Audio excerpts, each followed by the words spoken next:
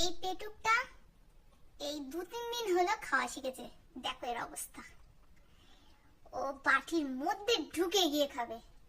পেটুক, এই তো এখনো খাওয়াইনি, ওর খাওয়া শেষ হবে না, চারিদিকে ছড়িয়ে একবার নাছাড় করে দিয়েছে। আর এই যে আমাদের পুতু মরেনি, পুতু দেখো, এনার শুধু ক্যাট ফুড ভালো লাগে, এনার মাছ ভাত খেতে ভালো লাগে না। আমি মাছ ভাত দিয়েছি, খেলো না, উনি এখন গা চুলকাচ্ছে। আর এটার অবস্থা, পেটুক রে, পেটুক, পেটুক কি করেছিস? পায়ে ভাত লাগে, আমাকে আবার পরিষ্কার করতে হবে। আমি আর পরিষ্কার করে করে পারি না।